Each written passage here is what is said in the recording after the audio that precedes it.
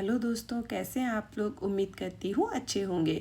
मेरे इस cooking channel में आप लोगों का बहुत बहुत स्वागत है। तो आज मैंने जो बनाया है वो है ड्राई फ्रूट केक। बहुत सारे लोगों को केक बेक करने में थोड़ा डर तो लगता है, मुझे भी पहले बहुत लगता था, लेकिन अभी तो मैं आसानी से बना लेती हूँ। और यकीन मानिए, जब आप मेरी इस रेसिपी को ट्राई करेंगे ना तो आपके लिए भी ये बहुत आसान हो जाएगा। बस वीडियो को आप पूरा देखिएगा ज़रूर, और मैं जो भी छोटी छोटी टिप्स और ट्रिक्स आपको बताऊंगी ना वो ज़रूर फॉलो करिएगा। फिर देखिएगा कैसे आप एकदम एक्सपर्ट हो जाएंगे केक बनाने में। और हाँ, इस केक को आज मैंने मल्टीग्रेन आटे और जैगरी पाउडर से बनाया है, वो भी कुकर में। तो आप भी मेरे सारे स्टेप्स को एक एक करके फॉलो करिएगा और आप भी देखिएगा बिल्कुल ये मार्केट स्टाइल का टेस्टी सा मल्टीग्रेन आटे का केक कैसे बनता है। तो चलिए शुरू करते हैं। तो इसके लिए सबसे पहले हम ड्राई फ्रूट्स को कट कर लेंगे। आप अपनी पसंद के कोई भी ड्राई फ्रूट्स यहाँ पर ले सकते हैं। मैंने यहाँ पे 2 टेबलस्पून के करीब काजू और 1 टेबलस्पून का बादाम और 4 से 5 गिरी मैंने अखरोट के लिए हैं, और इनको हम बारीक कट कर लेंगे और फिर एक साइड में रख देंगे। देखिए फ्रेंड्स, केक को बेक करना कोई मुश्किल काम नहीं होता है, बहुत आसानी से वो बेक हो जाता है। बट सबसे ज़्यादा जो इम्पोर्टेंट चीज़ होती है केक को बेक करने में वो होती है मेज़रमेंट। अगर हमारा मेज़रमेंट एकदम करेक्ट होगा तो डेफिनेटली हमारा केक एकदम परफेक्ट बनेगा। और मेज़रमेंट के लिए अगर आपसे हो सके तो आप प्लीज़ ये कप्स ज़रूर ले लीजिएगा, जो 1 कप, हाफ कप और 1/4 कप और ऐसे टेबल स्पून और टी स्पून जो आते हैं, ये मार्केट में बहुत ईजिली अवेलेबल होते हैं। आप इनको एक बार ज़रूर ले लीजिएगा। फिर देखिए आप कैसे एकदम एक्सपर्ट हो जाते हैं केक बनाने में।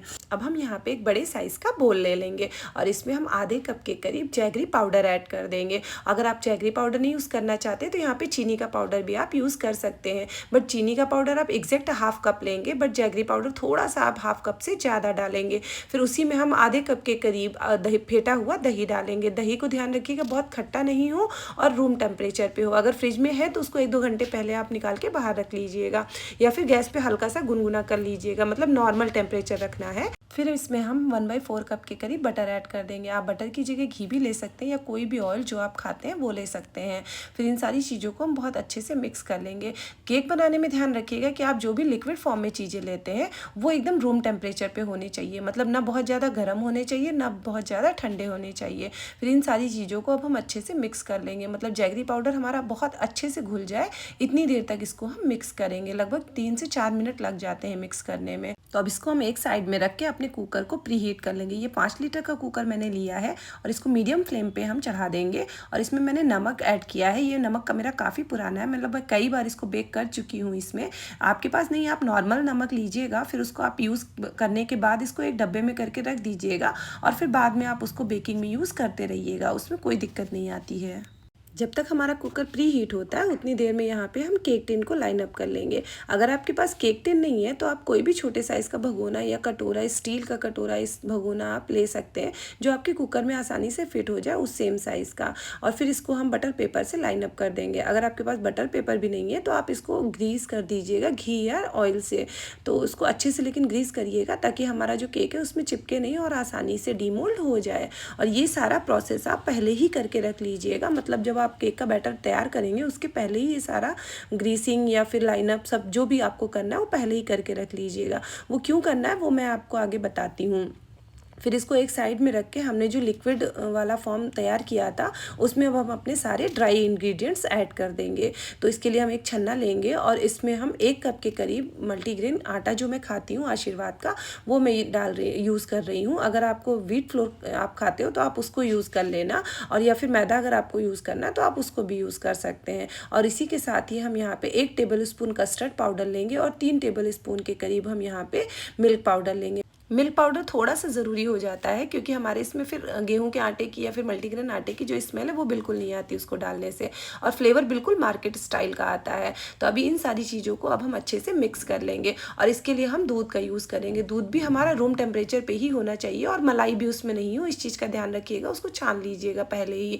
फिर उसको दूध को हम एक थोड़ा थोड़ा करके पहले डालेंगे, एक साथ बहुत सारा दूध नहीं डाल दीजिएगा। तो मैंने यहाँ पे पहले 1/4 कप के करीब दूध डाला है। अब इतना दूध डाल के पहले इसको अच्छे से मिक्स करेंगे क्योंकि हम अपना ड्राई फ्रूट का केक बना रहे हैं, तो इस वजह से हमारा जो बैटर होगा वो बहुत ज़्यादा पोरिंग कंसिस्टेंसी में नहीं होगा। अपने बैटर की कंसिस्टेंसी हमको थोड़ी थिक ही रखनी है, बहुत ज़्यादा लिक्विड फॉर्म में नहीं रखना है, वरना क्या होगा ना, जो हमारे ड्राई फ्रूट्स हैं वो सारे एक जगह जाके इकट्ठा हो जाएंगे बेकिंग टाइम में। तो अभी हमने इसमें अपने जो ड्राई फ्रूट्स हैं वो उसी स्टेज पे अब हम ऐड कर देंगे। और उसको ऐड करने के बाद मैंने यहाँ पे 2 टेबल स्पून दूध और लिया है, और इसके बाद मैं 1 टेबल स्पून दूध अभी और डालूंगी। मतलब टोटल हमारा 1/4 कप के अलावा 3 टेबल स्पून दूध मैंने यहाँ पे डाला है, और सेम कंसिस्टेंसी हमको चाहिए होगी। फिर ये सारी चीज़ों को अच्छे से मिक्स करने के बाद यहाँ पे मैंने 1 टीस्पून के करीब बेकिंग पाउडर लिया और half tea spoon baking soda, और उसके साथ 1 टीस्पून लेमन जूस डालकर इसको हम एक्टिवेट कर लेंगे, और उसमें 1 टीस्पून हम वनीला एसेंस भी ऐड कर देंगे। फिर इन सारी चीज़ों को हम एक ही साइड में घुमाते हुए अच्छे से मिक्स कर लेंगे। इसको डालने के बाद अब बहुत ज़्यादा टाइम तक इसको अब बाहर नहीं रखना है बैटर को, इसी वजह से मैंने कहा था कि केक टिन को पहले ही आप प्रिपेयर कर लीजिएगा। तो अभी हम 1 या 2 मिनट इसको अच्छे से मिक्स करेंगे, और मिक्स करने के बाद इसको हम केक टिन में ट्रांसफ़र कर देंगे। बैटर को ट्रांसफ़र करने के बाद इसको हम अच्छे से टैप कर लेंगे, मतलब जो हमारी केक टिन है उसको अच्छे से टैप कर लेंगे, ताकि हमारा बैटर जो है वो इक्वली सब तरफ से स्प्रेड हो जाए। फिर इसके बाद इसके ऊपर हम कुछ डेकोरेशन के लिए कुछ चीज़ें ऐड कर देंगे। जैसे हमने यहाँ पे टूटी फ्रूटी ली है मल्टी कलर की, वो आप ऐड कर दीजिएगा। इसी के साथ में कुछ ड्राई फ्रूट मैंने यहाँ पे डेकोरेशन के लिए ऐड किए हैं। फिर इन सारे प्रोसेस को करने के बाद अब हम टिन को जो है वो अपने कुकर में ट्रांसफ़र कर देंगे। हमारा कुकर पहले से प्री हीट था मीडियम फ्लेम पे, तो अभी इसको हम ट्रांसफ़र कर देंगे, केक टिन को अच्छे से सेट कर देंगे, और इसमें हम ढक्कन लगा देंगे। और ध्यान रखिएगा ढक्कन में जो गैसकेट है वो नहीं रहेगी, और विसल भी नहीं रहेगी। अब कुकर को हम छोटे वाले चूल्हे पे शिफ्ट कर देंगे, और छोटे वाले चूल्हे को एकदम लो फ्लेम पे हम 40 से 50 मिनट के लिए अब इस केक को बेक करेंगे। ध्यान रखिएगा केक को बार बार खोलना बंद करना नहीं है, सीधे 40 मिनट के बाद ही इसको खोलिएगा। तो अभी मेरे 40 मिनट हो गए हैं, तो अभी मैंने केक को खोला, और आप इस तरीके से चाकू डाल के एक बार चेक कर लीजिएगा। अगर आपका चाकू एकदम क्लीन आता है तो मतलब आपका केक अच्छे से बेक हो चुका है, और अगर उसमें कुछ लिक्विड से लपके आता है तो आप थोड़ी देर के लिए उसको अभी और रख दीजिएगा बेक होने के लिए। तो अभी इसको बेक होने के बाद हम लगभग 1 घंटे के लिए इसको ठंडा होने देंगे। आप इस चीज़ का बहुत ध्यान रखिएगा कि आपको केक को बहुत अच्छे से ठंडा होने देना है।